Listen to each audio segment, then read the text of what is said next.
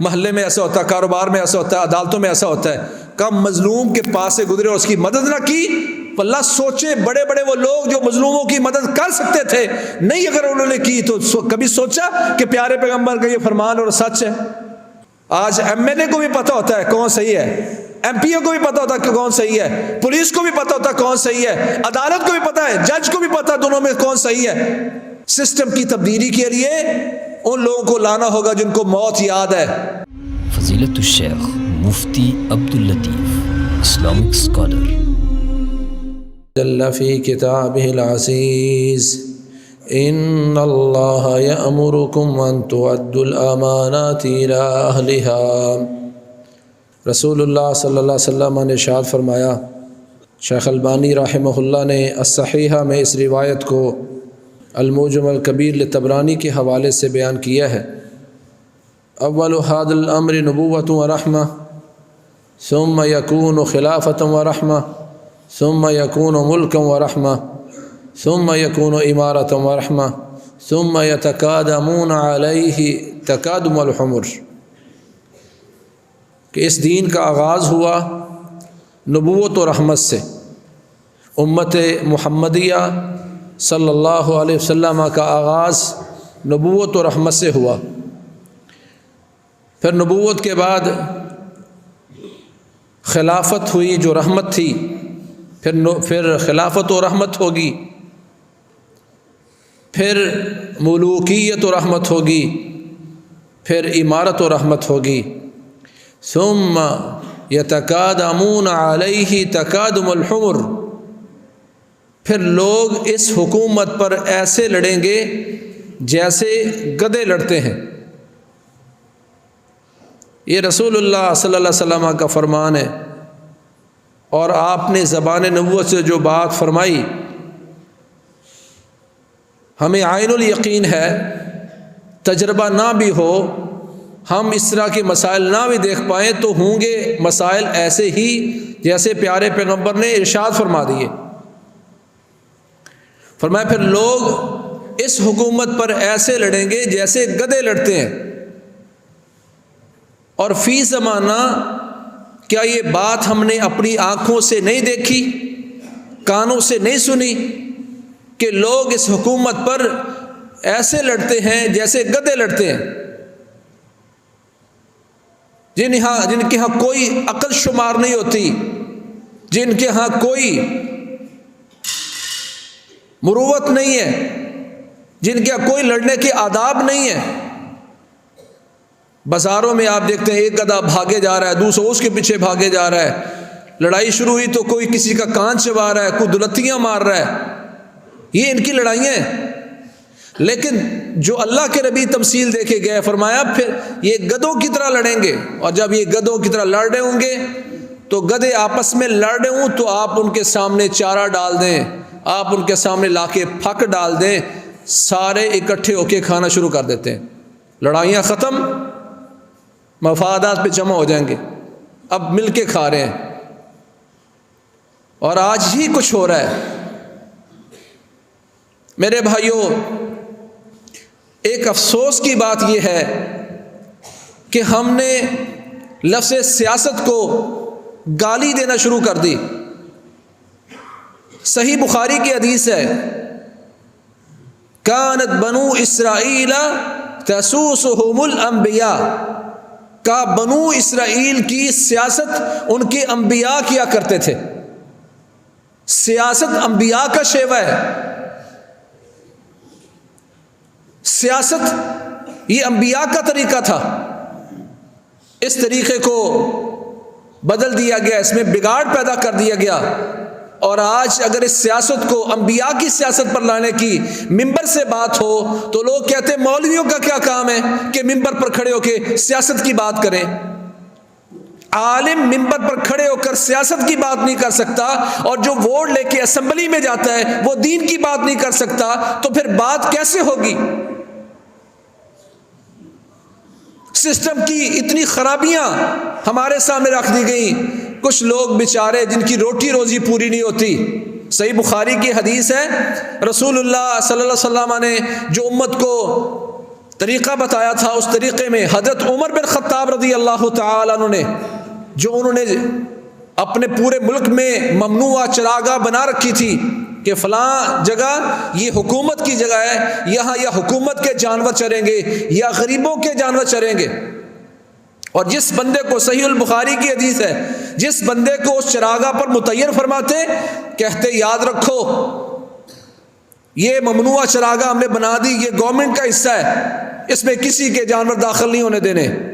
ہاں اگر کوئی غریب مسکین، رب السریمہ اور رب الغنیمہ کے الفاظ ہے صحیح بخاری میں، تھوڑی بکریوں والا، تھوڑے اونٹوں والا، اگر وہ یہاں آنا چاہتا ہے اور اس کے پاس وسائل نہیں ہے، اس کو آنے دو، غریب کو اس میں سہولت دو. وَإِيَّایَ وَنَعَمَ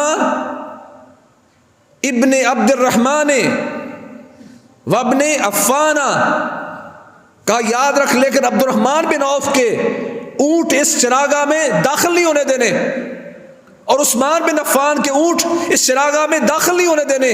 ان وڈیروں کے اونٹ یہاں نہیں چرنے آئیں گے کہ اگر ان کا یہ مال بھوک سے مر بھی گیا تو عبد الرحمن بن عوف اپنی تجارت میں چلا جائے گا. ابن عفان، عثمان بن عفان رضی اللہ تعالیٰ عنہ، ان کے پاس اپنے باغات ہیں، وہاں جا کے کام کر لیں گے. پر یہ غریب اگر ان کے جانور مر گئے، وہ مجھے آ کے کہیں گے اے امیر المؤمنین، اے امیر المؤمنین، یاتینی ببیتہ وفی روایہ یاتینی ببنیہ، یہ اپنا سارا گھر اٹھا کے، سارا کنبہ قبیلہ لے کے میرے سامنے آ جائے گا، اے امیر المؤمنین میری مدد کرو، میری مدد کرو. تو میں یہ مدد مشکل سے کر پاؤں گا، جو سہولت ان کو دو. آج عمر لاس کے نام سے کافروں نے قوانین بنا لیے کہ جس کی وجہ سے حضرت عمر رضی اللہ تعالی نے عدالت والی، انصاف والی حکومت کی. وہ کیسے چلی؟ انہوں نے وہ اصول پڑھے. یہ اصول صحیح بخاری میں قرآن مجید کے بعد جس کتاب کا درجہ ہے، اس کتاب میں یہ اصول لکھے ہوئے ہیں. میرے بھائیوں، آج آپ دیکھ لیں، اگر اس طرح کی کوئی بات ہے، پچھلے دنوں میں نے یہ بہاولپور سے ایک پوسٹ پڑھی کہ جس میں بتایا جاتا کہ یہاں حکومت کی چراگاہ اتنے ایکڑ پڑے ہوئے ہیں، وہ برباد ہو گئے ہیں، اس کو کوئی کاشت نہیں کرتا، اس کو کیا جائے تاکہ غریبوں کو فائدہ ہو. بھائی اسلام نے تو یہ سارے طریقے بتائے تھے. اللہ کے نبی فرماتے ہیں من اعمر ارضا میتۃ فہی لہ، جس نے بنجر زمین آباد کر لی، گورنمنٹ کی جگہ ہے، اس کا کوئی مالک نہیں ہے، گورنمنٹ مالک ہے. جس نے بنجر زمین آباد کر لی، اسلام کہتا ہے وہ اسی کی ہے. لاکھوں ایکڑ یہاں چولستان میں برباد پڑے ہیں. کہاں گئی اسلام کی یہ بات جو جس سے غریبوں کو فائدہ ہوتا تھا، ملک خوشحال ہوتا تھا؟ کہاں گئے وہ حکمران؟ غریب آباد کر لیتا ہے اور ذمہ دار بندہ جا کے اس کو اٹھا کے وہاں قبضہ کر لیتا ہے. آج یہ انصاف چل رہا ہے. عمر بن خطاب نے فرمایا اے اس ممنوع چراگاہ پہ مقرر عامل، میں تجھے حکم دیتا ہوں، غریب کا مال یہاں آئے تو آنے دینا ہے. عبد الرحمن بن عوف کا یہاں کوئی اونٹ داخل نہ ہو، عثمان بن عفان کا کوئی اونٹ داخل نہ ہو. ان کے مال مر بھی جائیں گے تو ان کے پاس باقی جائیدادیں وہاں چلے جائیں گے. یہ جو غریب ہیں میرے پاس آئیں گے، کہیں گے یا امیر یاتینی ببنیہ وفی روایہ یاتینی ببیتہ، یہ سارا گھر کنبہ قبیلہ لے کے میرے پاس آ کے بیٹھ جائے گا اور پھر مجھے ان کی کفالت کرنی پڑے گی. یہ مشکل ہے مجھ پر، اور یہ آسان ہے کہ یہ اپنے اونٹ چراتے رہیں.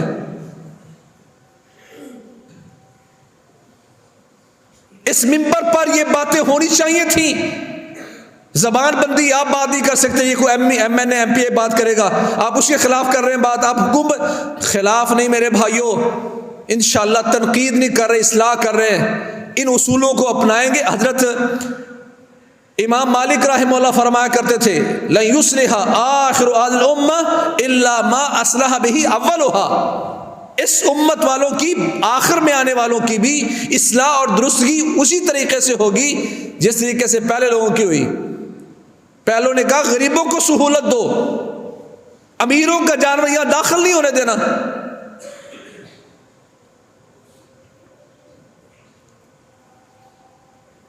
کل لوگ جب اس حکومت پر گدھوں کی طرح لڑیں گے تمہیں کیا کرنا ہے؟ اب یہاں چند دنوں بعد الیکشن ہوں گے. کچھ لوگ وہ ہیں جو کہتے ہیں جی میں اس سسٹم سے تنگ آ گیا ہوں, میں نے تو نہ خود ووٹ ڈالنا ہے, نہ اپنے کسی بچے کو, نہ کسی عزیز کو میں نے ووٹ ڈالنے نہیں دینا. اگر موقع ملا تو انشاءاللہ میں اس پہ دلائل دوں گا. یہ میں آج اوراق اپنے ساتھ لے کے آؤں جو علماء عرب نے فتاوی جات نشر کیے. شیخ محمد بن صالح العثیمین رحمہ اللہ کا اس میں تحریری فتویٰ موجود ہے, جس میں ان سے پوچھا گیا جی انتخابات کے بارے میں آپ کا کیا خیال ہے؟ انہوں نے کہا جی ارا ان الانتخابات واجبہ, میں کہتا ہوں کہ اس انتخابات میں حصہ لینا واجب ہے, اور واجب کا تارک گناہ گار ہوتا ہے.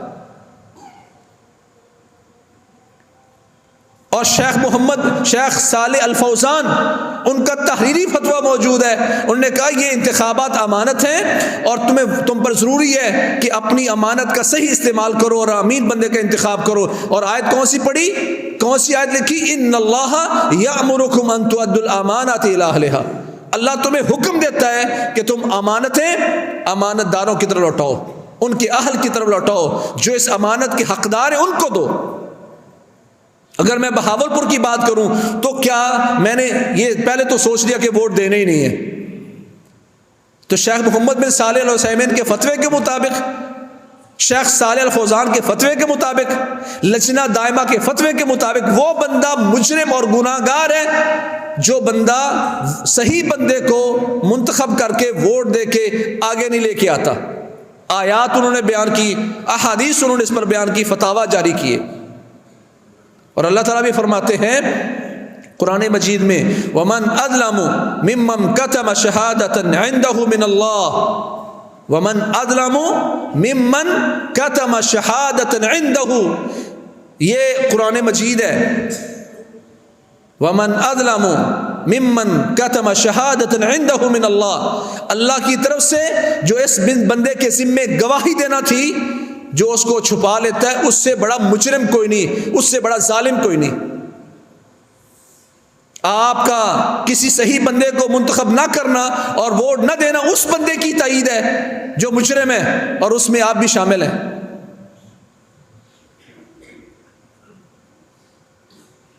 جو لوگ کہتے ہیں ہم نے اس سسٹم کا حصہ نہیں بننا, بھائی آپ کے حصے آپ ووٹ نہیں ڈالیں گے تو کیا آپ کے ووٹ نہ ڈالنے سے سسٹم بہتر ہو جائے گا؟ سسٹم کو کیسے بہتر کیا جائے گا اس پر بھی موقع ملا تو میں بات کروں گا فتاوی علماء عرب کی نظر میں. کچھ کہتے نہیں میں تو ووٹ اس کو دوں گا جو بندہ میرے کام کروا دے, میرے بیٹے کی نوکری اس نے لگوائی ہے, میرا فلاں کام یہ تھا, تھانے کچہری میں میری مدد کرتا ہے, میرے ساتھ کھڑا ہوتا ہے, بھائی یہ سچا ہے, یہ جھوٹا ہے, یہ اچھا ہے, یہ برا ہے, یہ امین ہے, یہ خائن ہے, مجھے اس سے کوئی غرض نہیں, اس نے چونکہ میری مدد کی ہے تو میں اسے ووٹ دوں گا. اسلام کی اصطلاح میں اسے کیا کہتے ہیں؟ رشوت. یہ رشوت ہے کہ چونکہ وہ میرے کام کروائے گا تو میں رشوت کے طور پر اس کو ووٹ دے کے اس سے کام لوں گا. لعنت اللہ علی الراشی والمرتشی, لعن رسول اللہ صلی اللہ علیہ وسلم الراشی والمرتشی. اللہ کے نبی فرماتے ہیں اللہ کی لعنت اس شخص پر جو رشوت دیتا ہے اور لیتا ہے. اللہ کے نبی نے لعنت کی ہے, پھٹکار ڈالی اس بندے پر جو کوئی چیز بطور رشوت دیتا ہے. الگ بیٹھ کے سوچنا کیا ہمارے ہاں معیار یہ نہیں ہے؟ رشوت کی تعریف سمجھے کیا ہے؟ کہتے کسی آپ رشوت, آپ نے پیسے دیے اور کام کروا لیا, آپ نے ووٹ دیے اور آپ کام لیتے ہیں, رشوت ہے. کبھی ہم نے احساس ہی نہیں کیا, غور ہی نہیں کیا کہ یہ امانت تھی, میں نے اس امانت کو بطور رشوت استعمال کیا.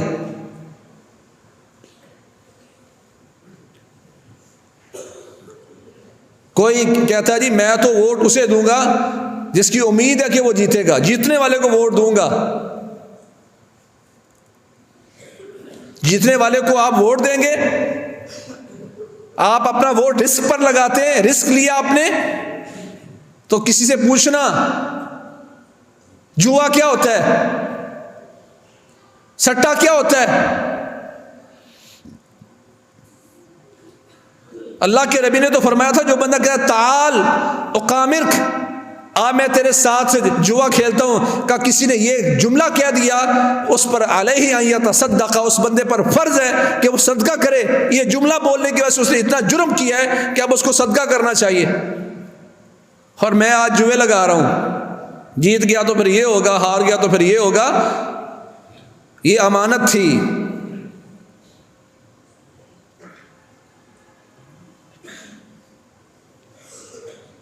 کوئی کہتا میں تو ووٹ اسے دوں گا جو میری برادری کا، یہ جٹ برادری کا ہے اس لیے اس کے ساتھ کھڑا ہونا ہماری مجبوری ہے، یہ برادری چونکہ یہ ارائی ہے اور میں بھی ارائی ہوں، یہ تو اللہ تعالیٰ نے قبائل بنائے تھے لتعارفوا، تاکہ تمہارا تعارف ہو تم کس کنبے قبیلے سے ہو، یہ ان چیزوں کے لیے نہیں تھا۔ گویا کہ تمہارے نزدیک جو اسلام نے کہا تھا ان اللہ یأمرکم ان تؤدوا الامانات الی اہلھا، کہ جو اس کا اہل ہے، جو اس کے لائق ہے، اس کو آپ نے ووٹ دینے، تو گویا کہ آپ کی برادری کا ہونا امین ہونے کی دلیل ہے۔ یہ کوئی معیار نہیں تھا اسلام نے بنایا، اگر یہ معیار ہوتا تو پیارے پیغمبر کے ساتھ صرف قریشی کھڑے ہوتے، حالانکہ ساری دنیا کے مسلمان پیارے پیغمبر کے ساتھ کھڑے ہوئے، کیونکہ معیار یہ نہیں تھا، برادریاں معیار نہیں تھا۔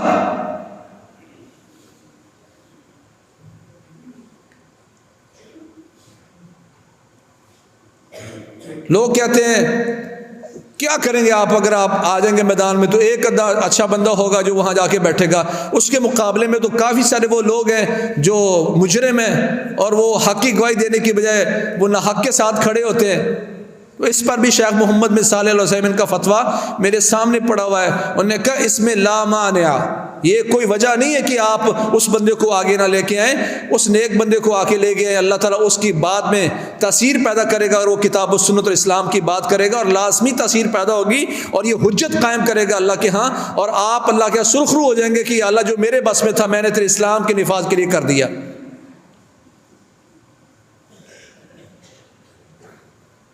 اور شیخ محمد بن صالح اور عثیمین نے اس پر سوال کیا کہ اگر آپ اچھا بندہ نہیں لائیں گے من یحل محلہم، تو ان کی جگہ پر کون آئے گا؟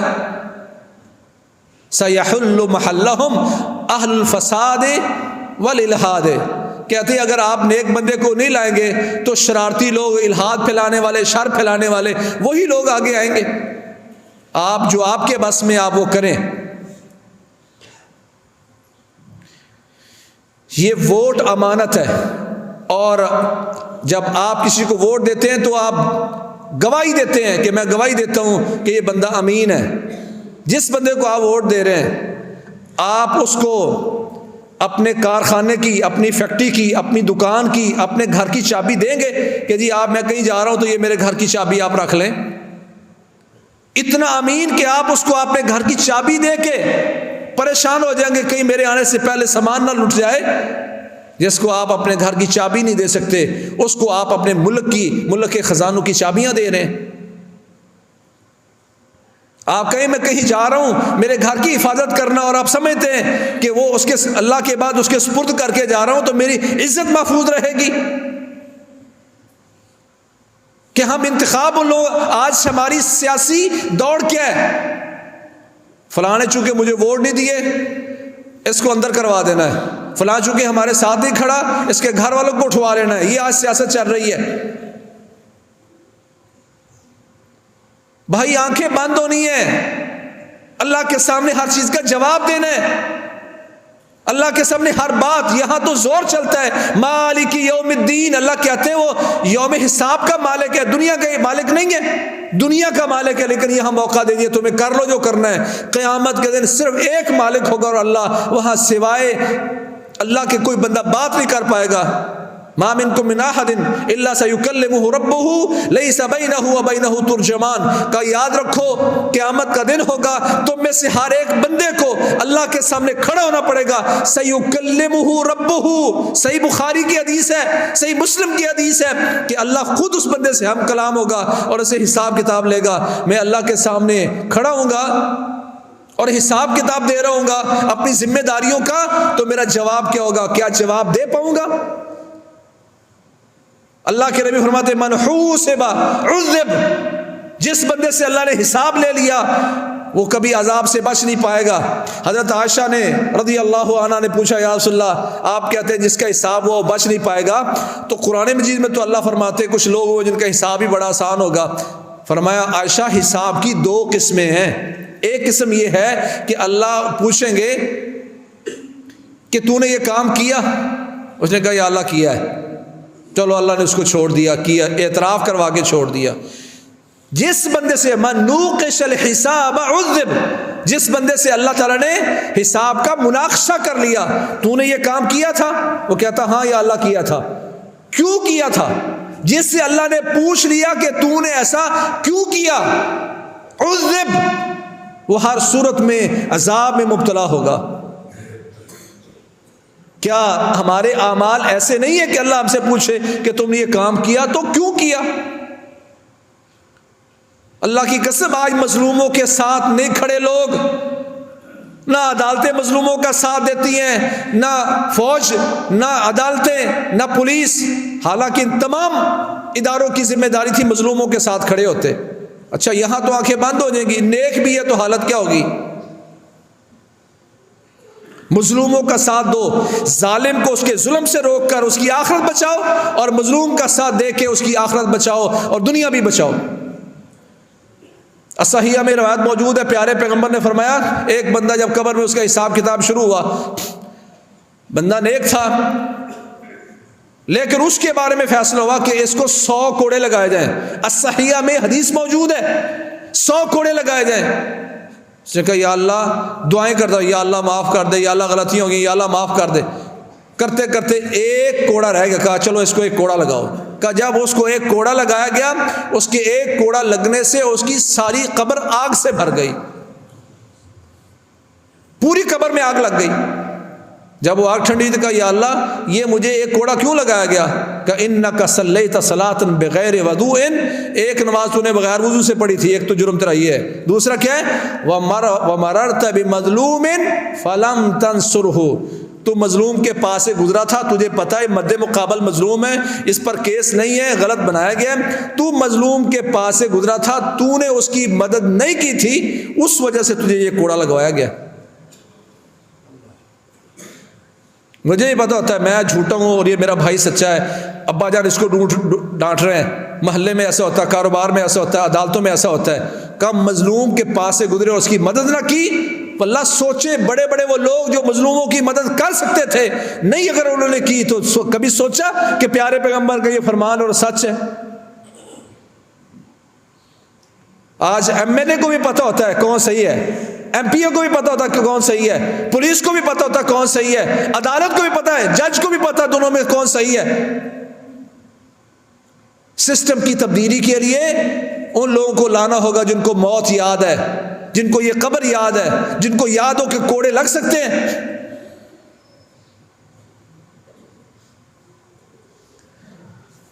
شیخ محمد بن صالح العثیمین رحمہ اللہ، ان سے جب لوگوں نے پوچھا یہ آپ کیا کہتے ہیں اس مسئلے میں، تو انہوں نے لجنہ دائمہ جو گورنمنٹ آف سعودیہ کی سب سے بڑی کمیٹی ہے فتوے کی، انہوں نے یہ کہا کہ یہ سسٹم اگرچہ وہ ہے جو مسلمانوں کا سسٹم نہیں ہے، یجب علی المسلمین فی البلاد التی لا تحکم الشریعۃ الاسلامیہ، ان ملکوں میں جہاں شریعت کے مطابق فیصلے نہیں ہوتے وہاں کے مسلمانوں پر واجب ہے ان یبذلوا جہدہم وما یستطیعونہ فی الحکم الشریعۃ الاسلامیہ وان یقوموا بالتکاتف یدا واحدۃ فی مساعدۃ الحزب الذی یعرف منہ انہ سیحکم بالشریعۃ الاسلامیہ۔ کہتے ہیں مسلمانوں کے علاقوں میں جہاں شریعت کے فیصلے نہیں ہوتے وہاں مسلمانوں پر واجب یہ ہے کہ جتنی وہ طاقت رکھتے ہیں اپنی ساری طاقت لگا دیں، وَأَن يَقُومُوا بِالتَّكَاتُفِ، کہ وہ کندھے کے سندھ کندھا ملائیں، یدن واحدتن، ایک ہاتھ ہو کر، ایک مٹھی ہو کر اس گروہ کی مدد کریں جن سے یہ امید کی جاتی ہے کہ وہ شریعت کا فیصلہ کریں گے۔ کہ آج ہمارے ہاں ووٹ دیتے وقت یہی نظر ہوتی ہے کہ اس بندے کو ووٹ اس لیے دے رہا ہوں کہ اس کے ذریعے اسلام کی بات ہوگی، شریعت کی بات ہوگی۔ اگر آج کو بندہ اٹھتا کہتا جی انشاءاللہ آپ مجھے منتخب کروائیں، میں انشاءاللہ اسلام کی بات کروں گا، آپ کے حقوق کی بات کروں گا، لوگ ہم سے کہتے ہیں کہ آپ اس طرف کیوں آ رہے ہیں یا کیوں آئے ہیں؟ بھائی ہم اس طرف نہیں آئے تھے، ہمارا ماضی گواہ ہے۔ زلزلے میں جن لوگوں نے خدمت کی بھی انٹرنیشنل طور پر اعتراف موجود ہے کہ سب سے زیادہ ہم لوگوں نے الحمدللہ زلزلے میں کام کیا۔ کچھ سیلاب والوں سے پوچھے، کوئی چولستان والوں سے پوچھے، جب پچھلے سال تمہارے جانور بھوکے مر رہے تھے تو ٹینکر پانی کے باؤزر کس نے دیے تھے تمہیں؟ نلکے کس نے لگوائے تمہیں؟ فلٹر پلانٹ کس نے لگوا کے دیے تمہیں؟ کتھر پارکر والوں سے پوچھے، 2300 کنواں لگائے وہاں بنا ہے، کس نے بنا کے دیا تمہیں؟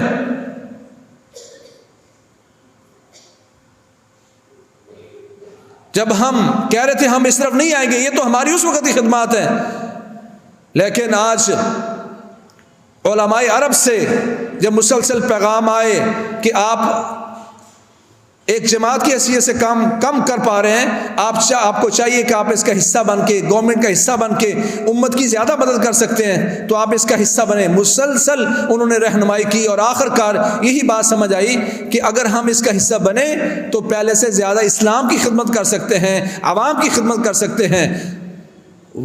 بھائیو یاد رکھو، لوگ کہتے ہیں اگر تم اس میدان میں آئی ہو تو کیا ملے گا تمہیں؟ ہمارے ذمہ محنت ہے۔ رسول اللہ صلی اللہ علیہ وسلم قیامت کا دن ہوگا، کچھ انبیاء آئیں گے، ان کے ساتھ بے شمار لوگ ایمان لائے ہوں گے، کچھ وہ ہوں گے جن کے ساتھ 5 مسلمان ہوئے، کسی کے ساتھ 4، کسی کے ساتھ 2، کسی کے ساتھ 1، اور کچھ انبیاء ہوں گے جو اکیلے قیامت کے دن کھڑے ہوں گے۔ نعوذ باللہ، کیا وہ اکیلا نبی جو قیامت والے دن آئے گا، جنہوں نے دعوت پیش کی، کیا وہ نعوذ باللہ ناکام ہو گئے؟ وہ کامیاب ہو کے گئے ہیں، ان کے ذمہ دعوت دینا تھا۔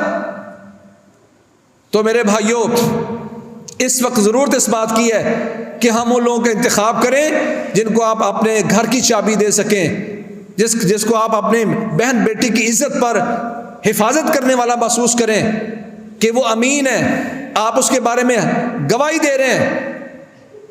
یہ ووٹ دینا ایک سفارش بھی ہے، اچھی سفارش کریں گے، جتنے اچھے کام کرے گا اس کا ثواب آپ کو ملے گا، اور اگر وہ جرم کرے گا تو اس میں آپ برابر کے شریک ہیں۔ من یشفع شفاعۃ حسنۃ یکن لہ نصیب منها ومن یشفع شفاعۃ سیئۃ یکن لہ کفل منها۔ قرآن کہتا ہے اچھی سفارش کرو گے اس کا، اور وہ بندہ کوئی اچھا کام کرے گا اس میں سے آپ کو اجر ملے گا، اور اگر وہ گناہ کرے گا، بری سفارش، غلط ووٹ دے کے اگر تم نے اس کی سفارش کی تو اس کے تمام جرائم میں آپ برابر کے شریک ہوں گے۔ آپ کہیں گے میرے ایک ووٹ سے کیا بنے گا؟ ہم کہتے تھے اسرائیل کی مصنوعات سے بائیکاٹ کرو، کیا ہوگا؟ تو پوچھ لو اسرائیل سے، یہاں آپ کبھی گزرتے تھے، میکڈونلڈ آپ کو نظر آتا تھا، آپ نظر آ رہے ہیں؟ آپ کے ذمہ یہ کام کرنا ہے، باقی اس کی۔ اور ایک حدیث بھی ہے رسول اللہ صلی اللہ علیہ وسلم کی، فرمایا قیامت بپا ہو جائے اور تم میں سے کسی کے ہاتھ میں ایک پودا ہو جو وہ زمین پہ لگا سکے، شجر کاری کر سکے، تو اس کو کر لینا چاہیے، اس کے ذمے کہ اس کو لگا دے، فَلْيَغْرِسْهَا، لگا دے۔ اس حدیث سے ایک بڑا مسئلہ نکلا ہے کہ پتہ ہے کہ آپ اس کو لگا بھی دیں تو قیامت بپا ہونی ہے، اس درخت کے لگانے کا فائدہ کوئی نہیں۔ اسلام کہتا ہے فائدے کے ذمہ دار تم نہیں ہو، تمہارے ذمہ کام کرنا، فائدہ اس مالک کے ذمہ۔ تو میرے بھائیو، ایک تحریک ہے اپنے ملک کے سسٹم کو اچھا کرنے کی، اور اس میں ہر بندہ دیکھے، وہ یہ نہ کہے کہ میں اکیلا کیا کر سکتا ہوں۔ ایک ایک قطرہ گرتا ہے تو تالاب بنتے ہیں، دریا بنتے ہیں، سمندر بنتے ہیں۔ ہمیں اس تحریک کا حصہ بننا چاہیے۔ اور میرے بھائیو، ہمیشہ سے یاد رکھیں، یہ ہمارے ہاں مظاہرات ہوتے ہیں، تحریکیں چلتی ہیں، بائیکاٹ ہوتے ہیں، ہر وہ کام جس سے ریاست کو نقصان پہنچے، وہ کوئی بھی انسان کرے، اسلام اس کے حق میں نہیں ہے۔ کوئی بھی ایسا کام آگے وہی جاتا ہے جو اپنے ذاتی مفاد کو پیچھے دھکیل کر ریاست کے فائدے کو مقدم کرے۔ افسران سے لے کر وزراء سے لے کر پبلک کے چھوٹے بندے تک ہر ایک کی ذمہ داری ہے کہ ریاست کو نقصان نہ پہنچائے، کیونکہ وہ ریاست آپ کے مستقبل کا نام ہے، آپ کی اولاد کا نام ہے، آپ کی عوام کا نام ہے۔ بعض اوقات میں اپنی ذاتی فائدے کے لیے اس طرح کے کام کرتا ہوں جس سے ریاست کو نقصان ہوتا ہے، یہ شرعاً درست نہیں ہے۔ اسلام نے ہمیشہ اس کی نفی کی ہے. سو میرے بھائیوں یہ ایک اہم مسئلہ ہے، ہمیں اس پہ اپنی سوچوں کو بدلنا ہے، اپنے بچوں کے لیے کچھ کرنا ہے، اور بچوں سے پہلے اسلام کے لیے کچھ کرنا ہے. اللہ کریم ملک پاکستان کو خیر و برکت سے نوازے، اور اللہ تعالیٰ ایسا سسٹم لے آئے کہ جس میں ہر بندے کی عزت ہو، ہر ایک کا مال محفوظ ہو، ہر ایک کو راحت ہو. یہ جو آج مہنگائی اور اس طرح کے معاملات چل رہے ہیں، اللہ کریم اس میں بھی مسلمانوں کی مدد فرمائے اور فراوانیاں پیدا کرے، خوشحالی پیدا کرے. وطن عزیز کو اللہ تعالیٰ غلامیوں سے نکال کر ایک آزاد ملک بننے کی توفیق دے. فاقول قولی ھذا واستغفر لی ولکم سبحانک اللہم وبحمدک اشہد ان لا الہ الا انت. خیر کی بات آگے شیئر کیجیے اور اپنے لیے صدقہ جاریہ بنائیے.